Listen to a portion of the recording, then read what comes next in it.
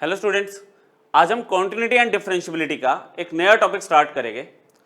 ये टॉपिक आपका एनसीईआरटी में एक्सरसाइज 5.2 पे बेस्ड है। अच्छा, टॉपिक बहुत बेसिक है, मेथड्स ऑफ डिफरेंशिएशन। ये आपने सुना भी होगा 11th क्लास में फिजिक्स में, जब आपने मैथमेटिक टूल्स पढ़ा होगा, इसका ओवरव्यू आपने तब भी लिया होगा और मे बी ओवरव्यू आप इसका 12th में भी ले चुके हो। अच्छा, आज के लेक्चर में बेसिक कॉन्सेप्ट मैं भी सारे दूंगा, लेकिन इन बिटवीन जो क्वेश्चंस आएंगे वो आपका कंपटीशन में जो क्वेश्चन आते हैं डिफरेंशिएशन के, उसके लिए बेस बना देंगे। तो स्टार्ट करते हैं। स्टार्ट करते हुए इसमें एक डेफिनेशन आपको देखनी पड़ेगी कि डिफरेंशिएशन एक्चुअली होता क्या है।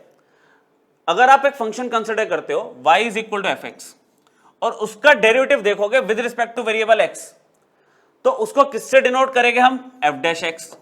अब पॉइंट ये है कि ये होता क्या है, तो इसकी डेफिनेशन क्या होगी कि ये एक रेशो होती है। रेशो किसकी होती है? Change in y with respect to change in x, कि अगर मैं x को चेंज करता हूं तो कोरस्पॉन्डिंग y कितना चेंज होगा, उस रेशो को मैं डिफरेंशिएशन बोलता हूं। मतलब उस रेशो को हम डेरिवेटिव बोलते हैं और उस प्रोसेस को of finding the derivative is called differentiation. ठीक है, क्लियर हुआ? डेरिवेटिव आप इसमें अलग अलग तरह से लिख सकते हो, जैसे dy बाई डी एक्स, जो सबसे इंपॉर्टेंट नोटेशन आपकी डेरिवेटिव में आपका होता क्या है? रेशो होगी ये delta y by delta X, where limit delta X tends to 0। मतलब ये जो हम चेंज देख रहे हैं ना x में, ये बहुत छोटा होता है। ठीक है, इसे हम इंस्टेंटेनियस चेंज भी बोलते हैं। ठीक है, इसकी बाकी जो डेफिनेशन है वो आप डिफरेंशियबिलिटी जो एक टॉपिक है उसमें भी आप देखोगे। अच्छा, जब रेट मेजर पढ़ोगे तब भी इसकी डेफिनेशन फिर सामने आएगी। अभी मेथड्स को समझने के लिए आप समझ लो कि एक रेशो होगी of change in y with respect to change in x, और ये जो चेंज इन x है बहुत छोटा चेंज है। अच्छा, इसकी एक और नोटेशन हो सकती है, आप इसमें इसको ऐसे भी लिख सकते हो कि f डैश x, मैंने आपको बोला कि अगर आप y को चेंज करोगे तो it will be dy by d x, और अगर fx को चेंज कर रहे हो तो it will be f dash x। Notation है ये सिर्फ। तो f डैश x को आप ऐसे भी लिख सकते हो, f x plus delta X minus में fx divided by delta X, where again limit delta X tends to 0। एक टॉपिक अप्रोक्सीमेशन, उसमें ये कैसे आया एब इनिशियो मेथड से, वो भी देखोगे। अभी ये आप एक एब initio method, first principle method 11th में देखा था, ये वही है। अब इसमें क्या किया, जैसे डेल्टा एक्स टेंड्स टू 0 है, मतलब एक बहुत छोटी क्वांटिटी है, उस छोटी क्वांटिटी को मैंने ले लिया h, उसको मैंने ले लिया h, तो लिमिट h टेंड्स टू 0 हो गई, मतलब डेल्टा x को मैंने h एज्यूम कर लिया। तो ये फर्स्ट प्रिंसिपल का आपका फॉर्मूला बन गया जो 11th में पढ़ा था आपने। एनसीईआरटी में ये टॉपिक आपका, ठीक है, कॉम्पिटिटिव एग्जाम में नहीं आता, तो इसलिए इस लेक्चर में हम सिर्फ इसका ओवरव्यू लेंगे और डिटेल में बात नहीं करेंगे। 11th में सब्जेक्टिव वे में हम इसे पढ़ चुके हैं। ठीक है, 12th में इसके बारे में ना ही बताया जाता है और ना ही पूछा जाता है। ठीक है, ये अब इनिशियो मेथड या फर्स्ट प्रिंसिपल मेथड जो हम पढ़ते थे उसका फॉर्मूला है। तो इसमें क्या हो रहा है कि आपका y कितना चेंज हो रहा है विद रिस्पेक्ट टू x, हम वो देख रहे हैं इसमें सिर्फ। अच्छा, the process of finding the derivative मैं आपको बता चुका हूं, वो आपका डिफरेंशिएशन होता है। ठीक है,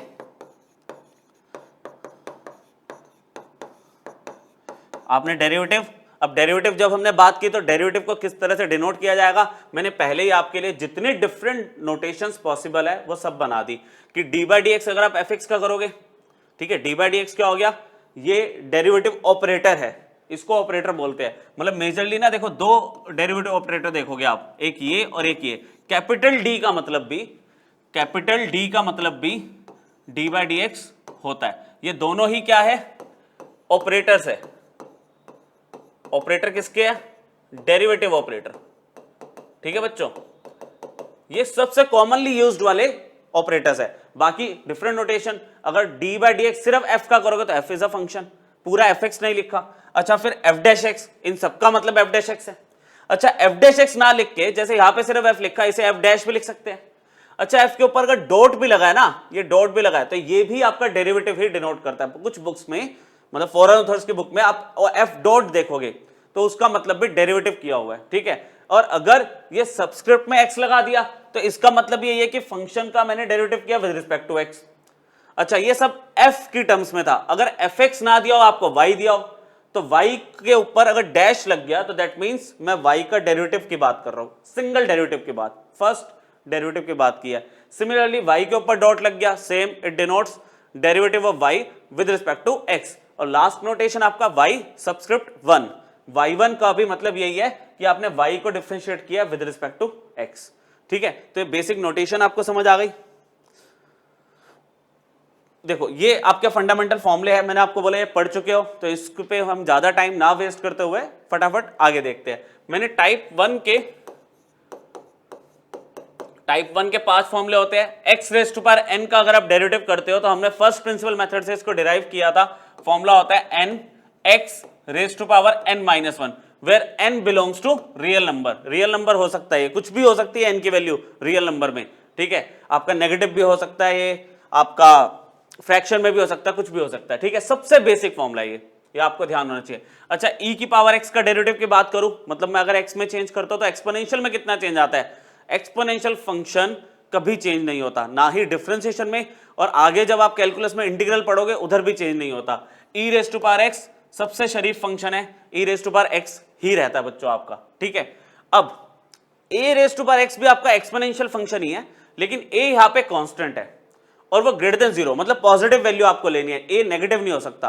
अच्छा, एक्सपोनेंशियल की बात करोगे तो एक्सपोनेंशियल तो फिक्स्ड है ना कि उसकी वैल्यू 2.718 लेते हैं। ये तो एक पर्टिकुलर एक्सपोनेंशियल फंक्शन है, इसमें a कुछ भी हो सकता है, 2, 3, 4 कुछ भी हो सकता है। तो a raise to power x का डेरिवेटिव अगर आप बात करोगे तो a raise to power x dot ln a मतलब क्या होता है? नेचुरल लॉग, है ना। नेचुरल लॉग का मतलब क्या हुआ कि ये लॉग विद बेस e है। ठीक है, इसे हम ln x बोलते हैं। अगर इन केस आपको डाउट हो, मैं साथ साथ क्लियर कर रहा हूं। अच्छा, बहुत इंपॉर्टेंट फॉर्मूला है, बच्चे भूल जाते हैं। ठीक है, इस फॉर्मूले को अप्लाई करना क्योंकि कम यूज होता है, तो आपको ध्यान रखना है फॉर्मूला। ठीक है, कि जब सामने आए तो आपको याद होना चाहिए। अच्छा, ln x के बारे में बात कर ली हमने, लॉग विद बेस e है। इसका डेरिवेटिव अगर बात करो तो 1/x होता है। अच्छा, अगर मन में आ रहा है फॉर्मूले कैसे आए, बेटा 11th में हमने फर्स्ट प्रिंसिपल मेथड सीखा था, तो ये सारे फॉर्मूले वहां पे हमने डिराइव किए थे। ठीक है, 12th में इनके डेरिवेशन की कोई नीड नहीं, सिर्फ आपको फॉर्मूले टिप्स पे होने चाहिए। लॉग विद बेस a, इसका डेरिवेटिव क्या होगा? इसके लिए पहले मैं आपको लॉग का एक फॉर्मूला बता देता हूं। लॉग विद बेस a, अगर मैं b का लॉग देख रहा हूं विद बेस a, तो उसको हम इस तरह से कन्वर्ट कर सकते हैं। ये देखो, इसको मैं थोड़ा बेटर वे में लिखता हूं, ठीक है, आपको क्लियरली दिखेगा। यहां पे मैं log b ले लूंगा विद बेस e। देखो, जिसका log आप देख रहे हो वो ऊपर आ गया, विद नेचुरल log मैंने कन्वर्ट कर दिया इसको। और सिमिलरली मैंने a को यहां पे नीचे लिख दिया विद सेम बेस e, मतलब मैंने यहां पे बेस सेम बना दिया, नेचुरल log में दोनों को कन्वर्ट कर दिया। तो सिमिलरली अब मैं यहां पे अगर इसका डेरिवेटिव करना चाहूं बच्चों, तो डेरिवेटिव करने से पहले मैं इसमें सिंप्लीफिकेशन करूं। सिंप्लीफिकेशन क्या होगी? मैंने log x ले लिया to the base e, again log a ले लिया टू द बेस e। अब डेरिवेटिव किसका होगा? देखो, डेरिवेटिव होगा जिसके अंदर वेरिएबल है, x वाले में। log a तो कांस्टेंट है, तो कांस्टेंट आपका बाहर आ जाता है। आगे मैं एक रूल की फॉर्म में भी बताऊंगा, ठीक है, अभी आप सिर्फ समझो इसको। कांस्टेंट बाहर आ जाएगा तो डेरिवेटिव किसका होगा? सिर्फ log x का। और log x का डेरिवेटिव क्या पढ़ा हमने? ये ln x क्या था? log ex ही तो है, तो इसका डेरिवेटिव क्या पढ़ लिया आपने? 1/x। तो फाइनली फॉर्मूला क्या आपके पास? 1/x, log x का 1/x, साथ में क्या है? ln a लिख दूं इसको मैं, ठीक है। तो इसका जो फाइनल फॉर्मूला है वो बच्चों ये है। इस तरह से आप याद रखोगे, मतलब अगर मैं log ax का डेरिवेटिव करता हूं, दैट मींस मैं log अगर 3x का डेरिवेटिव करता हूं, सुनना यहां पे ध्यान से, कि अगर मैं log 3x का डेरिवेटिव कर रहा हूं यहां पे, तो आंसर क्या होगा? 1/x होगा, जैसे 1/x उसमें था log x में, नेचुरल log में, साथ में log e3 आ जाएगा, जिसको मैं ln3 भी तो लिख सकता हूं। आई बात समझ? ठीक, तो ये एक तो आपका 5th वाला इंपॉर्टेंट फॉर्मूला है, एक आपका 3rd वाला इंपॉर्टेंट फॉर्मूला है। इनमें गलती हो जाती है, आप प्लीज ध्यान रखना, क्योंकि जब बड़े बड़े क्वेश्चन आएंगे तो ये फ्लो में आपको अप्लाई करना आना चाहिए। ठीक है, इसका मैंने पूरा केस बता दिया। अच्छा, ये 6 फॉर्मूले, ये आपको 6 फॉर्मूले, ये मैं रब कर देता हूं। एप्लीकेशन इसकी आगे भी दिखेगी आपको, ठीक है। ये ट्रिग्नोमेट्रिक टाइप 2 टू। टाइप 2 के 6 फॉर्मूले हैं, टाइप 1 में 5 हो गए, टाइप 2 के ट्रिग्नोमेट्रिक 6 फॉर्मूले हैं। इसमें ना आप क्या करते जाओ, देखो आप कुछ फॉर्मूले इसमें याद करने पड़ेगा आपको। साइन एक्स का डेरिवेटिव cos x होता है, tan x का डेरिवेटिव sec स्क्वायर x होता है, sec x का sec x tan x होता है। अच्छा, फिर वही बात फर्स्ट प्रिंसिपल से 11th क्लास में हमने इसको सीखा था डिराइव करना, ठीक है, फर्स्ट प्रिंसिपल मेथड से हमने डिराइव किए थे। अच्छा, इनको याद करने की टेक्निक क्या है कि आप ये 3 तो देखो याद करने पड़ेगा आपको, cos x है, sec स्क्वायर x है, sec x tan x है। फिर वही बात, अगर हम 10th पास है और हमें 10th की कुछ चीजें याद है, आपको याद है साइन 90 माइनस थीटा क्या होता था, complementary ratios. Sine 90 minus theta क्या होता था, cos थीटा। अच्छा, cos 90 माइनस थीटा क्या था, साइन थीटा। याद आ रहा है, एक्सरसाइज 8.3 पढ़ते थे आप ट्रिग्नोमेट्री में, क्लास 10th, थोड़ी पुरानी बात हो गई, पर यहां पे देखो, यहां पे ना साइन का कॉम्प्लीमेंट पड़ा हुआ है, sine 90 minus theta cos theta होता है। सिमिलरली कह रहा है cos 90 माइनस थीटा क्या होगा, साइन थीटा। अभी मैं सिर्फ लिख रहा हूं, माइनस वगैरह का रोल अभी लास्ट में बताऊंगा, ठीक है। ये साइन एक्स लिख दिया। सिमिलरली इसको देखो, मैंने 3 फॉर्मूले याद किए, फर्स्ट, थर्ड और फिफ्थ। सेकंड वाला कॉम्प्लीमेंट्री रेशियो से बन गया। इधर देखो, अब tan x का sec स्क्वायर x है, तो tan x का कॉम्प्लीमेंट्री cot x है, तो sec का क्या होता है, sec x का क्या होता है, cos x होता है ना। तो सेम पैटर्न में आप cos x स्क्वायर x ले लोगे, क्योंकि sec x का कॉम्प्लीमेंट्री रेशियो क्या है, cos x, तो cos x स्क्वायर x ले लोगे। अच्छा, sec x का derivative sec x tan x याद किया, sec x का complementary sec 90 minus theta is cos x theta, तो यहां पे कॉम्प्लीमेंट्री क्या होगा, cos x, sec x का cos x हो गया, tan x का क्या होगा, cot x। और अब इसमें जितने भी c वाले फॉर्मूले हैं, देखो दैट मींस इवन नंबर पे जो हमारे पास फॉर्मूले लिखे हैं, इन सब के आगे माइनस लग जाता है। मतलब मैं आपको याद करने की टेक्निक बता रहा हूं, 2-4 बार अप्लाई करोगे वैसे ही याद हो जाएगा, ठीक है। मतलब कहीं कंफ्यूजन होनी नहीं चाहिए इन फॉर्मूले में आपको। जितने भी सी वाले फॉर्मूले हैं उन सब में माइनस लगा देना। फर्स्ट प्रिंसिपल से डिराइव किया था, तो ये सारे फॉर्मूले आपने तब देखे थे, ठीक है। तो फॉर्मूले याद होने चाहिए बच्चों आपको। अच्छा, इनके बेसिक एप्लीकेशन फटाफट देख लेते हैं। x रेज टू पावर -7, आपने x की पावर n का, x raise to power n का डेरिवेटिव क्या सीखा था, पावर आपकी आगे आ जाएगी और यहां पे एक कम हो जाएगी पावर, है ना। ये उन बच्चों के लिए जिन्होंने 11th में मतलब थोड़ा बहुत किया था, टॉपिक अच्छे से क्लियर नहीं हुआ था, तो उनके लिए मैं कुछ बेसिक क्वेश्चन भी बता रहा हूं, ठीक है। x रेज टू पावर -7 में क्या हो गया, पावर आगे आ गई। फॉर्मूला क्या था, nx n-1 था ना बच्चों, n आगे आ गया और n-1 हो गया, तो -7 -1 इज -8। अच्छा, similarly same formula x raise to power n में क्या होगा, मैंने आपको कहा था n कुछ भी हो सकता है, रियल नंबर, तो इसमें क्या होगा, पावर आगे आ गई और फिर पावर में हमने एक कम कर दिया। अच्छा, अगर मैं सिंप्लीफिकेशन देखूं, एलसीएम ले ही लोगे आप, तो इट विल बी -5/3, है ना। आप एलसीएम ले लोगे तो -5/3। फिर ये थर्ड फॉर्मूला, जो हमने थर्ड फॉर्मूला हमने a raise to power x वाला पढ़ा था ना, जिस पर स्टार लगाया था। a raise to power x का डेरिवेटिव क्या बताया था, a raise to power x होगा, a raise to power x का derivative a raise to power x तो होगा, साथ में ln a भी आता है, और a यहां पे क्या हो जाएगा बच्चों आपका ln 2। ये कंप्लीट आपका डेरिवेटिव है 2 रेज टू पावर x का, ठीक है बच्चों। अच्छा, अब ये देखो, यहां पे क्वेश्चन में मिक्स में आ गया, मिक्स में अलग अलग टाइप के फंक्शंस आ गए। तो जैसे क्वेश्चन अगर आप पढ़ो, इसमें आपको कह रहा है y, एक तो x raise to power n की फॉर्म दे दी, फिर log ax की दे दी फॉर्म, जो फिफ्थ फॉर्मूला हमने लिखा था, sin x upon cos x। इस पे ध्यान से देखोगे तो tan x होता है ना। तो इसमें अभी डिवाइड वाला मैंने केस नहीं बताया, तो आप इसको tan x ले लोगे, और 5 रेज टू पावर x वही वाला केस हो गया। तो इसको अगर मैं एक बार फंक्शन को पहले ढंग से लिख दूं, सिर्फ ढंग में सिर्फ हमें यहाँ पे इसमें चेंज करने की नीड है। sin x by cos x को मैंने tan x ले लिया, और यहां पर 5 रेज टू पावर x चल रहा है, क्लियर। अब अगर मैं इसको डिफरेंशिएट करता हूं, तो हम ना ऐसे दोनों तरफ d/dx अप्लाई करते हैं, लिख भी देते हैं हम differentiating both side with respect to x। तो यहां पे दोनों तरफ मैंने क्या किया, d/dx अप्लाई कर दिया इस तरह से। नेक्स्ट स्टेप में इसको सॉल्व करेंगे, ये हमने अप्लाई कर दिया, क्लियर। ये तो बन गया आपका dy/dx, जो रिक्वायरमेंट है आपकी। यहां पे क्या होगा, x रेज टू पावर -12 का क्या होगा, n आगे आ गया और n में एक वैल्यू कम कर दी। अच्छा, log ax का क्या बताया था, log ax का 1/x ln a, 1/x ln a, a यहां पे 5 था। tan x का क्या था, फॉर्मूले तो आपको याद करने ही पड़ेंगे, sec square x, इसका तो कोई ऑप्शन है ही नहीं। कोई अगर आपको बोले कि नहीं भाई फॉर्मूला इस तरह से याद हो जाएगा, नहीं, आपको 2 बार 3 बार लिख के प्रैक्टिस करोगे फॉर्मूले याद हो ही जाते हैं। 5 रेज़ टू पावर x क्या होगा, 5 रेज़ टू पावर x का 5 रेज़ टू पावर x होगा, लेकिन साथ में क्या होगा ln a, यहाँ पे क्या 5 है, तो लास्ट इसको बस लिखने की जरूरत है ढंग से, सिर्फ इसी को लिखने की जरूरत है, और वो क्या है कि -12 x की पावर कितना हो गया -3/2, बाकी में किसी में कोई सिंप्लीफिकेशन नहीं है, ऐसे ही रहेगा सब।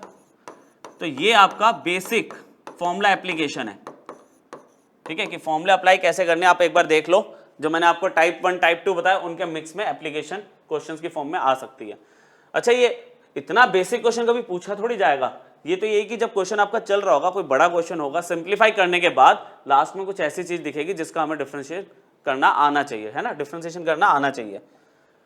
चलो अब देखो, ये बहुत अच्छा क्वेश्चन है। मैंने आपको कहा था कि आपको कुछ क्वेश्चंस ऐसे दिखेंगे इसमें जो कॉम्पिटिटिव के लिए आपका बेस बनाएंगे, ठीक है। अब यहाँ पे क्या है कि अगर आप डेरिवेटिव करने की सोच रहे हो, कुछ बच्चों ने पढ़ लिया है टॉपिक, है ना, तो वो क्वेश्चन रूल लगाने की कोशिश करेंगे जो मैंने अभी आगे पढ़ाना है, लेकिन अभी हम इसमें नहीं लगाएंगे। इतना बड़ा एक्सप्रेशन, इसको पहले सिंप्लीफाई करना पड़ेगा। अच्छा, सिंप्लीफिकेशन के लिए लॉगरिथमिक फंक्शन की प्रॉपर्टीज आनी चाहिए। अच्छा, जो भी मैं आपको क्वेश्चन ले रहा हूं उनका जो बेसिक कॉन्सेप्ट रिक्वायर्ड है वो मैं यहाँ पे बताता हूं आपको। तो कुछ चीजें आप यहाँ पे समझो बच्चों, आपको कुछ चीजें पता होनी चाहिए लॉग की, कि लॉग अगर यहाँ पे a है और यहाँ पे b की पावर m है, तो m आगे आ जाता है, जो पावर होती है वो आगे आ जाती है, पहला फॉर्मूला लॉग का।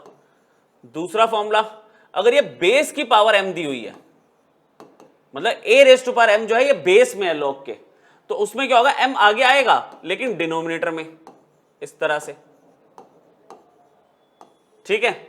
अच्छा, फिर एक लास्ट जो इसमें यूज होगा वो होगा log a, और यहां पर भी अगर a है तो 1 होता है ये, तो वैल्यू 1 हो जाती है। अगर बेस, ये जैसे अभी मैंने यहाँ पे वो आपको सेपरेट करना नहीं बताया था log ab का, तो होगा क्या यहाँ पे log a ऊपर, नीचे भी log a, 1 हो जाएगा। अच्छा, एक और बन सकता है इसमें a log ax, अगर ये इस फॉर्म में भी दिया हुआ है ना, आपको इस फॉर्म में भी दिया हुआ है कि a रेज़ टू पावर में log with the same base दिया हुआ है, तो इसका आंसर भी x आ जाएगा सिंपली। तो ये कुछ बेसिक चीजें हैं जो आपको यहाँ पे यूज होगी। तो मैं पहले इसको ना रफली एक एक वैल्यू को आपको सॉल्व करके बता रहा हूं, ठीक है, तभी आप इसको आगे समझ पाओगे। इसके लिए थोड़ा सा स्पेस मुझे रफ में यहाँ पे और चाहिए होगा, ठीक है, ये रफ वर्क है हमारे यहाँ पे। तो जैसे कि पहले सबसे इजी वाला ले रहा हूं मैं, यहाँ पे मैं ले रहा हूं पहले 7 वाला, 7 रेज़ टू पावर 4 log यहां पे क्या है, बेस में 49 है, देखो बेस में 49 है, क्या मैं इसको ऐसे लिख सकता हूं 7 का स्क्वायर, और यहां पे x अपनी जगह पे सेम, 49 को मैंने 7 स्क्वायर लिख लिया। अब ये देखो यहां पे log बेस में अगर पावर है, देखो log बेस में पावर है तो क्या होगा, यहां पे ये 7 तो चल ही रहा था, ठीक है, ये 7 तो आपका चल ही रहा है, यहां पे 4 है, ये हो जाएगा 1/2 log 7x। तो क्या हुआ, समझ आया आपको, ये मैंने क्या किया, ये जो पावर थी इसको मैंने ये वाला फॉर्मूला लगा दिया, मतलब ये जो 2 है 1/2 हो गया, ठीक है। अच्छा, इसके बाद ये आपकी वैल्यू कैंसिल हुई, तो फाइनली क्या मिला 7, ये 2 और 4 कैंसिल हुआ तो 2 log 7x। अच्छा, फिर इसमें एक पॉइंट यूज हो सकता है कि ये जो वैल्यू है इसको क्या मैं इधर x की पावर बना सकता हूं। ये देखो ये क्या था, पावर आगे आ रही थी, log में जो होती है पावर आगे आ जाती है, तो हम रिवर्स भी तो अप्लाई कर सकते हैं, जो पावर आगे थी उसे मैंने ऊपर भेज दिया। तो इसको फाइनली मैं कैसे लिखूंगा बच्चों, इसी पेन से लिखते हैं, log 7x का स्क्वायर, ये मैच हो गया, ये मैच हो गया। समझ रहे हो, डिफरेंशिएशन की तो बात ही नहीं हो रही, एक्सप्रेशन इतना हैवी है, dy/dx बाद में निकालेंगे, पहले सिंप्लीफाई करो, ठीक है। तो 7 log 7x स्क्वायर आपके पास कितना आ जाएगा, सिर्फ x स्क्वायर। तो ये आपकी मैंने एक वैल्यू फाइंड कर दी, ठीक है, मैंने ये वाला वैल्यू फाइंड कर दिया। अच्छा, इसके बाद 3 वाला देख लेते हैं। 3 वाले में क्या होगा, 3 log 27 है, 3 रेज़ टू पावर 3 ले लिया, x स्क्वायर प्लस 1 की पावर 3 है। इसमें 2 प्रॉपर्टीज अप्लाई हो रही है, क्या, देखो log में जो बेस है उसकी भी पावर दी है, और जो आपका जिसका आप log देख रहे हो उसकी भी पावर दी हुई है, ठीक है। तो इसमें क्या होगा बच्चों, इसमें क्या होगा, ये वाली वैल्यू और ये वाली वैल्यू दोनों के रूल एक साथ लगा दूं, ये जो बेस में जो पावर होती है वो 1 में आती है और ये जो पावर होती है ये आगे आ जाती है। तो इसको मैं कैसे लिखूंगा, देखना बच्चों, 3 log, इसमें थोड़ा सा हमें थोड़ा सा पहले लेना पड़ेगा, 3 सॉरी ये 3 की पावर में था ना, ये 3 की पावर में था, तो 3 log 3 raise to power 3 x square plus 1 power 3। तो मैंने आपको बताया था इन दोनों को हम डील कर रहे हैं, तो क्या होगा 3 की पावर में ये वाला जो 3 है अपॉन में आएगा और ये वाला जो 3 है ये आगे आ जाएगा। ठीक है, ये log की आपकी प्रॉपर्टीज है, log 3 x स्क्वायर प्लस 1, ये 3 से 3 कैंसिल हो गया, आपके पास क्या बचा 3 log base x square plus 1। अब क्या हुआ, a log ax, आंसर क्या आ गया इसका, x स्क्वायर प्लस 1। तो दो वैल्यू समझ आ गई, मैंने ये भी फाइंड कर लिया, ये भी फाइंड कर लिया। ठीक है, बचा ये लास्ट, इसको यहां पे करने की कोशिश करते हैं थोड़े से स्पेस में, क्योंकि इतना तो हमें वहां पे डेरिवेटिव करने के लिए भी चाहिए। 2 log 2 1/4 x है, ये देखो बेस की पावर है, ये किसके बेस की पावर है, तो क्या होगा 2 1 में आएगी बच्चों ये पावर, ऐसे 1 में, और यहां पे क्या हो जाएगा log 2x। अच्छा 1/4 में 1/4 है तो 4 ऊपर चला गया, ये हो जाएगा 2 log 2x, और ये जो 4 है इसको मैं x की पावर बना दूं वापस, तो अल्टीमेटली आपको क्या दिखना शुरू हो जाएगा 2 log 2x की पावर 4, और लास्ट a log ax, इसका आंसर भी क्या आ गया, x की पावर 4 आ गया। तो ये आपको मैंने तीनों वैल्यूज निकाल के दे दी। तो फाइनली अब मेरे पास y जो है इसका आंसर मेरे पास आया x की पावर 4 माइनस ये मेरे पास आ गया x स्क्वायर प्लस 1 और माइनस में 2x आगे, लास्ट नीचे क्या आया आपके पास 7 वाले का आंसर क्या आया था, x square minus x minus 1। ठीक है, इसको और अगर हम लिखे अरेंज करके तो x raise to power 4 minus X square minus 2x minus 1 divided by x square minus x minus 1। बच्चों इसका देखो कोई ऑप्शन नहीं है और सिंप्लीफिकेशन का, आपको इसको नॉर्मली डिवाइड करना पड़ेगा। नॉर्मली डिवाइड समझते हो ना, लॉन्ग डिवीजन मेथड। मैं आपको एक बात सिर्फ यहाँ पे लिख के दिखा रहा हूं कि आप इसको इस तरह से डिवाइड करोगे। ठीक है, तो ऐसा है कि ये क्वेश्चन काफी इंपॉर्टेंट है क्योंकि इसमें लॉग की प्रॉपर्टीज लग गई, यहां पे हमारा बेसिक कॉन्सेप्ट अप्लाई हो रहा है। अच्छा डिवीजन करने के बाद, अब मैं डिवीजन पे टाइम नहीं लगा रहा, डिवीजन करने के बाद मेरे पास ये आ जाएगा x square plus x plus 1। ठीक है, रिमाइंडर विल बी 0। तो ये मैंने आपके लिए छोड़ दिया, डिवीजन आप कर लोगे। तो इसको सॉल्व करके बच्चों मेरे पास आंसर आ गया x square plus x plus 1। इतना टाइम बचा सकते हैं। अब अगर मैं इसको डिफ्रेंशिएट करूं dy बाई डी एक्स, तो एक्स स्क्वायर का क्या हो जाएगा 2x, पावर आगे आ गई और एक कम हो गई। अच्छा x का डेरिवेटिव कितना होगा 1 और कांस्टेंट का 0 हो गया। तो overall answer is 2x plus 1। और आपको dy बाई डी एक्स दिया हुआ है ax प्लस b, तो आपने कंपेयर किया, a की वैल्यू 2 आ गई, b की वैल्यू 1 आ गई, आपने कंपेयर कर दिया ना बोथ साइड। तो ये बहुत अच्छा क्वेश्चन है बच्चों आपका। ठीक है, डिफरेंशिएशन हमने बहुत सिंपल डिफरेंशिएशन का कॉन्सेप्ट अप्लाई करा है, लेकिन उससे पहले जो सिंप्लीफिकेशन थी वो थोड़ी भारी थी। ठीक है, वो लॉगरिथमिक फंक्शन अगर आपने पढ़ा है तो आपको खुद आता ही था, अदरवाइज मैंने जो रिक्वायरमेंट थी इस क्वेश्चन में सब आपको बता दी। इसको याद रखना, फंक्शंस में 10 जगह यूज होगा ये कॉन्सेप्ट। ठीक है, तो आपको मैंने साइड बाय साइड करवा दिया। चलो अब देखो, मैंने आपको बोला कि क्वेश्चंस में सिर्फ एनसीईआरटी का ही नहीं ले रहा, आपको कुछ कॉम्पिटिटिव लेवल का भी साथ साथ करवा रहा हूं। अब क्वेश्चन पढ़ो आप। क्वेश्चन में आपको क्या कह रहा है कि आप प्रूव करो कि ग्रेटेस्ट इंटीजर फंक्शन, यहां पे मैं लिख दूं शॉर्ट में, ये मेंशन करा होता है पेपर में, GIF है ये ग्रेटेस्ट इंटीजर फंक्शन। कह रहा है इसका डेरिवेटिव इसके इक्वल होगा। एक्सप्रेशन बहुत ही अलग सा है ना, देखा जाए तो ये क्या आ रहा है 1 - 1 हो रहा है। तो ग्रेटेस्ट इंटीजर फंक्शन आपको याद होगा, वो स्टेप फंक्शन आप बनाते हो है ना, ये ग्रेटेस्ट इंटीजर फंक्शन रफली याद आ रहा है आपको। तो हम अगर इसकी बात करें, मुझे ग्रेटेस्ट इंटीजर फंक्शन का डेरिवेटिव प्रूव करना है, पहले मैं इसके बारे में बात करता हूं। कह रहा है जो ग्रेटेस्ट इंटीजर फंक्शन है ना, is constant in between for every two integral values of x. मतलब ये बात को समझने की कोशिश करना, थ्योरेटिकल है क्वेश्चन, है सॉल्विंग वाला है ही नहीं है। आपको कह रहा है दो इंटीजर के बीच में देखो ना, कह रहे ये एक इंटीजर 0 ये 1, कह रहे इसके बीच में वैल्यू तो कांस्टेंट है इसकी, greatest integer function is constant in between for every two integral values of x. कह रहा है ये देखो 1 और 2 के बीच में देखो ये कांस्टेंट चल रहा है, चेंज थोड़ी हो रहा है। तो कह रहा है देयरफॉर इसका जो डेरिवेटिव होगा, its derivative is equal to 0। भाई कांस्टेंट का डेरिवेटिव क्या होता है? 0 is equal to 0 wherever it exist. मतलब जहां पे एग्जिस्ट करेगा ना, ठीक है, यहां पे जहां पे भी एग्जिस्ट करेगा वहां पे इसकी वैल्यू 0 ही होगी, वेयर एवर इट एग्जिस्ट।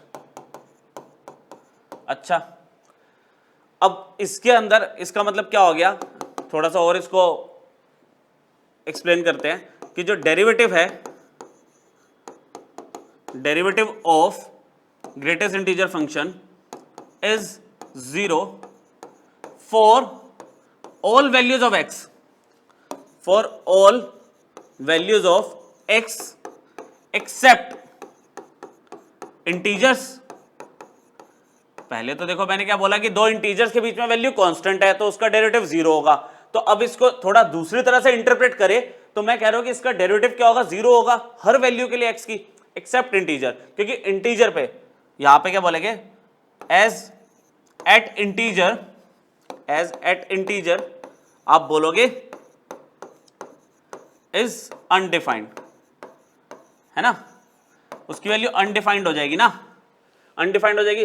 1 पे अगर मैं बात करूंगा इसके डेरिवेटिव की, ठीक है, 1 पे इसके डेरिवेटिव की बात करूंगा तो अनडिफाइंड हो जाएगी, LHD RHD इसका इक्वल नहीं आएगा, ठीक है। अब LHD मतलब लेफ्ट हैंड डिफरेंशियबिलिटी और RHD मतलब राइट हैंड डिफरेंशियबिलिटी, इंटीजर पे अगर मैं चेक करूंगा तो ये सेम नहीं आएगा, तो उस पे ये अनडिफाइंड है डेरिवेटिव इसका। वो उसके बाद कहता है कि भाई इसका डेरिवेटिव इसके इक्वल कैसे हो गया? अच्छा एक काम करना, इसको डेरिवेटिव करना, अच्छा x की वैल्यू इंटीजर मत रखना, x की वैल्यू इंटीजर मत रखना, तो कह रहा है 1 का डेरिवेटिव 0, ये भी एक कांस्टेंट वैल्यू है 0, तो इसका भी देखो ना बिटवीन द इंटीजर्स इसकी वैल्यू 0 आ रही है डेरिवेटिव की। और अगर मैं इंटीजर पे इसको डिफाइन करने की कोशिश करूं तो क्या होगा, 0/0। अगर मान लो यहाँ पे x को मैं 1 ले लेता हूं, sin पाई तो 0/0 फॉर्म, 0/0 फॉर्म क्या अनडिफाइंड फॉर्म हो गई। तो इंटीजर पे ये भी अनडिफाइंड है, तो हम सिर्फ इसको थ्योरेटिकली एक्सप्लेन कर सकते हैं कि इसकी जो डेरिवेटिव की प्रॉपर्टीज आ रही है, कह रहा है इस फंक्शन की भी वही प्रॉपर्टीज है, तो हाँ इसका डेरिवेटिव इसके इक्वल हो सकता है, ये बोलेंगे बस हम, ठीक है। तो हम बोलेंगे इसका डेरिवेटिव तो हमारे पास आ गया ना, अनडिफाइंड हमने बता दिया, ठीक है। और जो आप कहोगे 1 माइनस साइन पाई एक्स,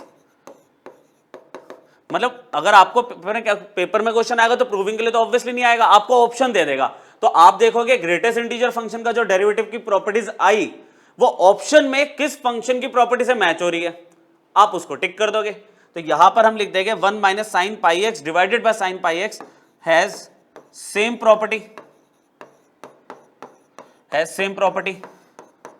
ठीक है। तो आप बोल सकते हो देयरफॉर डेरिवेटिव अगर मैं लेता हूं, derivative of greatest integer function is 1 minus sine pi x upon में साइन पाई एक्स। इसका डेरिवेटिव करूंगा अगर मैं ग्रेटेस्ट इंटीजर फंक्शन का, तो उसकी प्रॉपर्टी और इसकी प्रॉपर्टी सेम ही है, तो इन दोनों का डेरिवेटिव, इसका डेरिवेटिव इसके इक्वल हो सकता है, इस फंक्शन के इक्वल हो सकता है, ठीक है। क्लियर हुआ? थोड़ा सा मतलब थ्योरेटिकली है, कंफ्यूज हो जाते हैं इसमें, लेकिन ये ऑप्शन हमें हेल्प करता है इसमें जो दिया होता है, तभी मैंने प्रूविंग में ले लिया, ठीक है। अदरवाइज मैं 4 ऑप्शन देता तो चारों के मुझे ऑप्शन एक्सप्लोर करने पड़ते, तो अभी मुझे सिर्फ एक टाइप बताना था तो मैंने आपको टाइप बता दिया, ठीक है। अच्छा अब यहाँ पे जो बेसिक रूल्स है जिसमें हमें ज्यादा टाइम लगाने की नीड ही नहीं है, बस एक हेडिंग पता होनी चाहिए, कांस्टेंट रूल।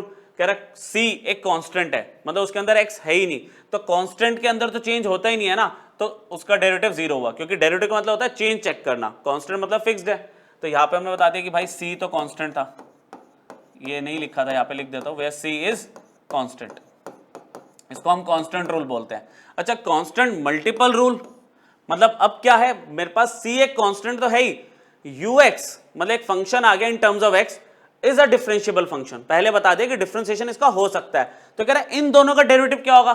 तो उस केस में क्या करते हैं बच्चों, हम c तो कांस्टेंट है, बाहर आ जाता है डेरिवेटिव के, उसका तो डेरिवेटिव होना नहीं है, तो डी बाई डी एक्स किसका करेंगे हम, सिर्फ ux का। और अगर मैं नोटेशन वाइज लिखूं तो इसको ऐसे लिख सकता हूं मैं, ux का derivative is u dash x। Constant rule, constant का डेरिवेटिव 0 होगा, और कांस्टेंट मल्टीपल रूल में कांस्टेंट बाहर आ जाएगा और डेरिवेटिव आप अंदर वाले फंक्शन का कर दोगे जिसमें x होगा, ठीक है। अच्छा, अगर ux और vx दोनों ही डिफरेंशिएबल फंक्शन है और वो ऐसे सम में लिखे हुए हैं, ठीक है, दोनों का सम दिया हुआ है और मुझे इसको डिफरेंशिएट करना है, तो कह रहे सिंपल रूल है इसके अंदर कि आप दोनों का एक एक करके डेरिवेटिव कर दो, ठीक है। जिनको आता है उनके लिए बहुत बेसिक बात है ये, और जो पहली बार सुन रहे हैं सिर्फ इस कॉन्सेप्ट को पकड़ो, अभी आगे अप्लाई करके दिखाता हूं इसको प्रैक्टिकली। अच्छा, डी बाई डी एक्स दोनों का हो जाएगा, डी बाई डी एक्स आपका दोनों का हो जाएगा। अगर नोटेशन वाइज देखोगे तो क्या होगा, U dash x plus V dash X. Clear हुआ, ये सम रूल है। अच्छा, ये फाइनाइट नंबर जितने भी ले लो आप, यू एक्स, वी एक्स, डब्ल्यू एक्स, जेड एक्स, जितने भी फंक्शन अगर सम में दिए हुआ है उन सबका ऐसे इंडिविजुअली डेरिवेटिव हम कर देते हैं, कोई प्रॉब्लम नहीं है उसमें। सेम फॉर डिफरेंस, अगर बीच में माइनस दिया हुआ है तो भी आप ऐसे डिफरेंशिएशन डिस्ट्रीब्यूट कर सकते हो दोनों पे, और आप इन दोनों का अलग अलग डेरिवेटिव कर दोगे। ये लो, सिंपल, ठीक है बच्चों। अच्छा, यू एक्स का डेरिवेटिव क्या होगा, यू डैश एक्स, और वी एक्स का क्या होगा, वी डैश एक्स। ये डैश बना रहा था मैं, ठीक है, तो समझ जाना बच्चों, ये एक बार थोड़ा सा रब कर देता हूँ। D by d x of काफ़ी बड़ा डैश बन गया था वहाँ पे, ये वी डैश एक्स, ठीक है। हेडिंग्स के हिसाब से मैं आपको बता रहा हूँ यहाँ पे। लास्ट इसके अंदर एक प्रॉपर्टी है एक्सटेंडेड लीनियरिटी रूल, ठीक है, ये रूल लिखा है एक्सटेंडेड लीनियरिटी रूल। मतलब देखो, लीनियर मतलब सब फंक्शंस की पावर 1 है।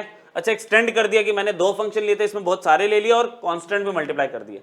तो इसमें क्या करोगे आप, जैसे इसका करोगे तो c1 कांस्टेंट है, डेरिवेटिव किसका होगा, u1 का।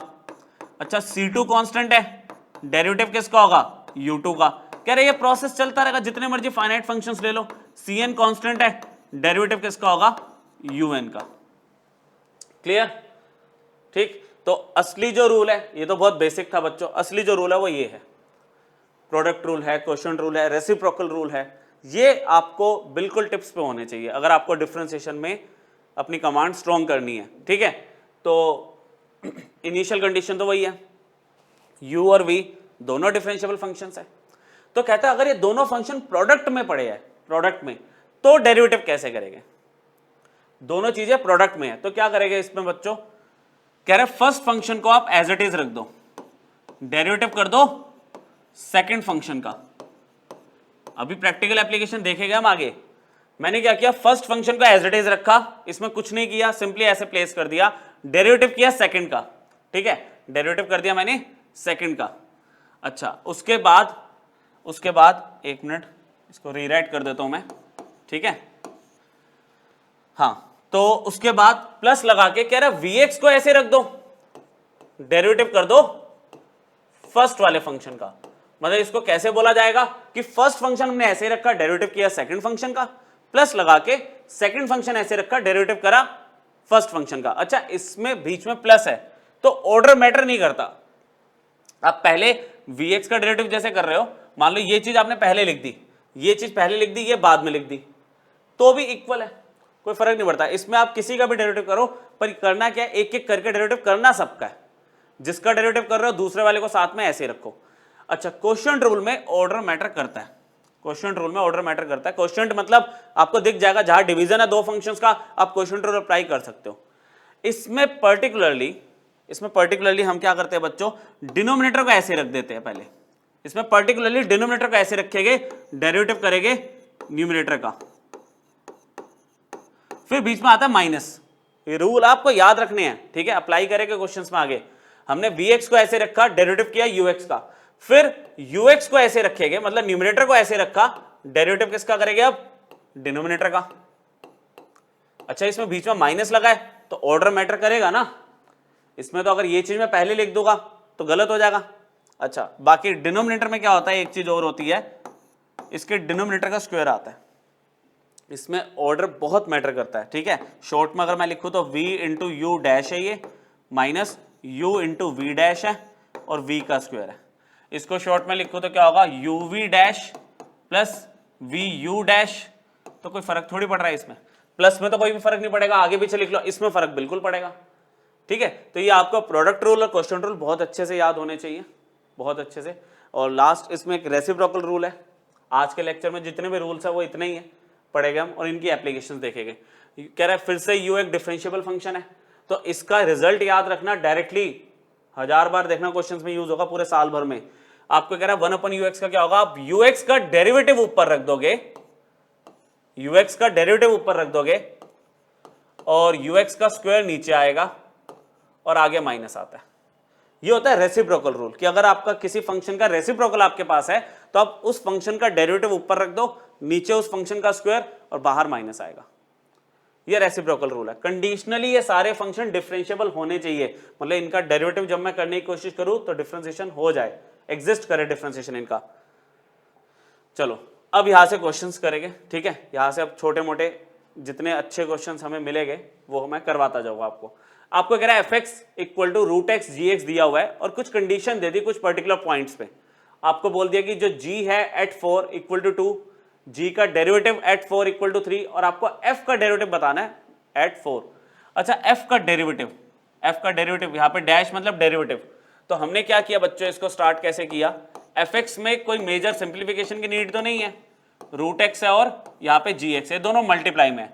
अगर मैं इसको डिफ्रेंशिएट करूं, ऐसे लिखते हैं हम, differentiate with respect to x, तो यहां पे मैंने डी बाई डी एक्स लगा दिया fx पे और यहां पे भी डी बाई डी एक्स लगाएंगे, रूट एक्स और जी एक्स। ठीक है बच्चों, अब fx का डेरिवेटिव मैंने बताया था ना आपको, f डैश एक्स लिखते हैं। अच्छा, अब ये दो चीजें मल्टीप्लीकेशन में प्रोडक्ट में है तो प्रोडक्ट रूल लगेगा। प्रोडक्ट रूल हमें क्या कहता है, फर्स्ट फंक्शन ऐसे रखो, डेरिवेटिव करो, पूरा लिख के दिखा रहा हूं आपको, डेरिवेटिव करो सेकंड का, प्लस सेकंड ऐसे रखोगे, डेरिवेटिव करोगे फर्स्ट का। इन दोनों में प्रोडक्ट रूल की एप्लीकेशन समझ आ गई। फर्स्ट फंक्शन ऐसे रखा, डेरिवेटिव करा सेकंड का, सेकंड ऐसे रखा, डेरिवेटिव करा फर्स्ट का। चलो अब डेरिवेटिव करते हैं। रूट एक्स तो ऐसे रहेगा, कुछ नहीं होना इसका। जी एक्स का डेरिवेटिव क्या होगा बच्चों, जी डैश एक्स, ये तो नोटेशन ही है, कोई फंक्शन की वैल्यू थोड़ी दी है जो मैं इसको डेरिवेटिव कर दूंगा। जी एक्स का derivative is denoted by g dash x, plus g x ऐसे ही रहेगा और यहाँ पे वन रूट एक्स का डेरिवेटिव बच्चों 1/2 रूट एक्स होता है।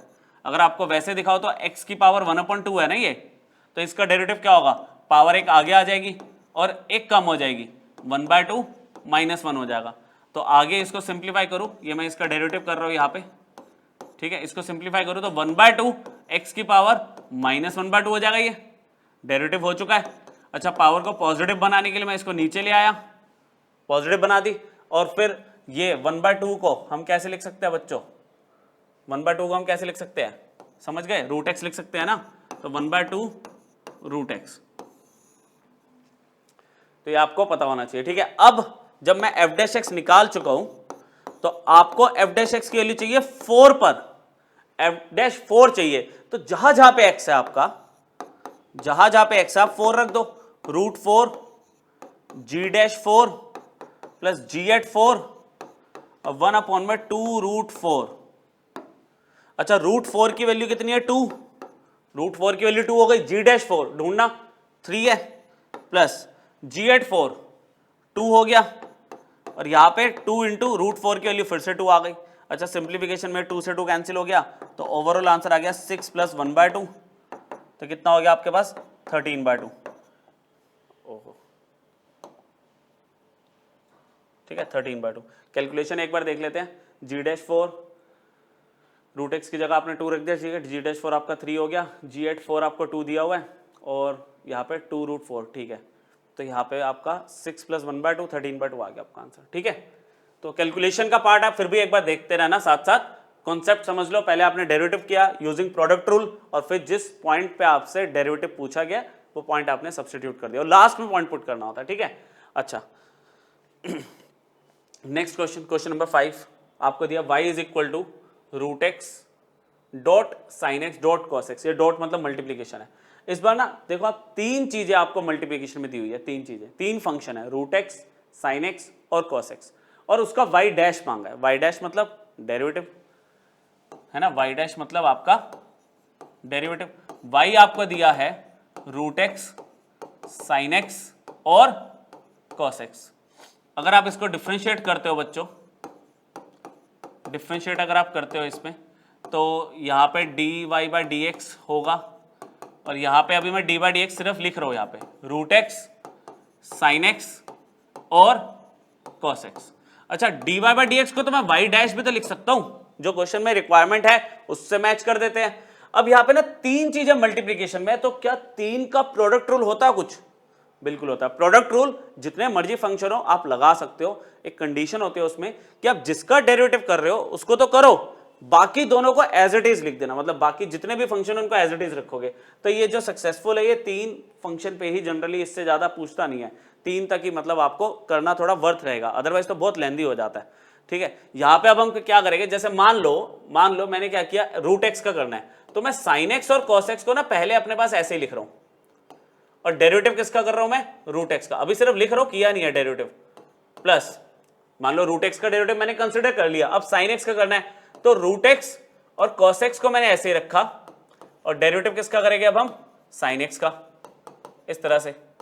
प्लस लास्ट कॉस एक्स का करना है, तो रूट एक्स और साइन एक्स को ऐसे ही रखा, डेरिवेटिव किसका करेंगे, कॉस एक्स का। चलो, अब डेरिवेटिव का पार्ट तो बहुत ही छोटा सा है, कैसे होगा, वाई डैश इक्वल टू, कह रहे साइन एक्स और जो कॉस एक्स है ऐसे ही रखा, रूट एक्स का अभी बताया था ना 1/2 रूट एक्स, बोर्ड पे ही पे लिखा हुआ है, सेम तभी उठाया क्वेश्चन साथ में। अच्छा, फिर यहां पर रूट एक्स अपनी जगह सेम, कॉस एक्स अपनी जगह सेम, साइन एक्स का डेरिवेटिव क्या होगा बच्चों, again cos x, plus root x आपका सेम होगा, साइन एक्स सेम रहेगा, डेरिवेटिव किसका हो रहा है, कॉस एक्स का, which is minus sine x. ये कहां से फॉर्मूले आ रहे हैं, टाइप 2 के, जो हमने 6 फॉर्मूले लिखे थे उसमें से आप ये फॉर्मूले सिलेक्ट कर रहे हो। ठीक है, तो अब आप देखो सिचुएशन आपको क्या दिख रही है, वाई डैश इक्वल टू, मतलब जितनी सिंप्लीफिकेशन थोड़ी सी हो सकती है वो कर दो आप, जितनी हो सकती है। डेरिवेटिव का पार्ट खत्म हो गया बच्चों, डेरिवेटिव का पार्ट यहाँ पे खत्म हो गया। तो यहाँ पे अब मैं क्या कर रहा हूँ, ये चीज मैंने 2 रूट एक्स इधर लिख दी, तो यहाँ पे मैंने क्या किया, मैंने ना 2 से डिवाइड और 2 से मल्टीप्लाई कर दिया। अभी आपको पता चलेगा क्यों। यहाँ पे आपको क्या दिख रहा है, रूट एक्स, ये हो गया आपका cos square x, minus minus बीच में आ गया, रूट एक्स, ये हो गया आपका साइन स्क्वायर एक्स। ठीक है, अच्छा डेरिवेटिव यहाँ पे कंप्लीट हो चुका है, थोड़ा सा सिंप्लीफाई हो रहा तो मैं कर रहा हूं इसको। वाई डैश की वैल्यू कितनी हो जाएगी बच्चों, ये 2 साइन एक्स कॉस एक्स कितना होगा, साइन 2x। 11th के ट्रिगो के फॉर्मूले तो पीछा नहीं छोड़ेंगे ना, ये 4 है आपका। ठीक है, ये 4 है।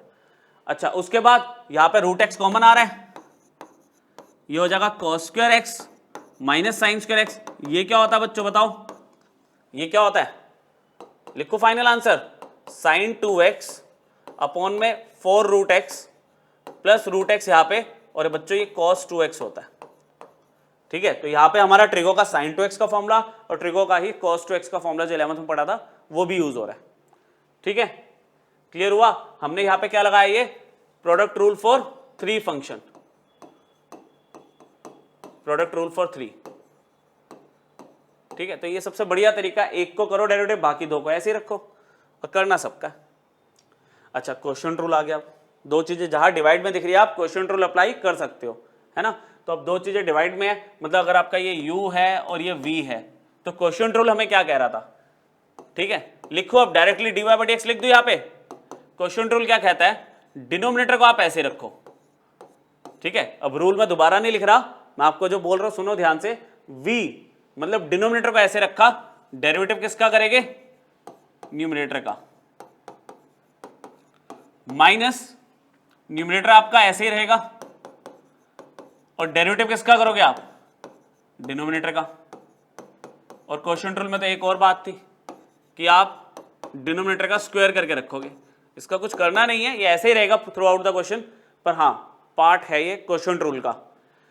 अब x³ + 6 में कुछ भी नहीं करना, क्योंकि डेरिवेटिव तो आगे वाले कौन है, x³ का डेरिवेटिव क्या होगा, पावर आगे आ गई, ये कम हो गई 3x²। x का डेरिवेटिव +1, x का +1 -2 का 0, अकेले कांस्टेंट का 0 होगा, x का 1 होता है। ठीक है, -x³ + x -2, derivative of x³ again 3x square अकेले 6 का 0 डिवाइडेड बाय, मैंने कहा था थ्रू आउट ये ऐसे ही चलेगा। बस अब क्या, आप ब्रैकेट खोल लो, जितना सिंप्लीफाई और हो सकता है वो कर दो। डेरिवेटिव का पार्ट तो कंप्लीट हो गया। इसको मैं अगर ऐसे लिख दूं, ठीक है,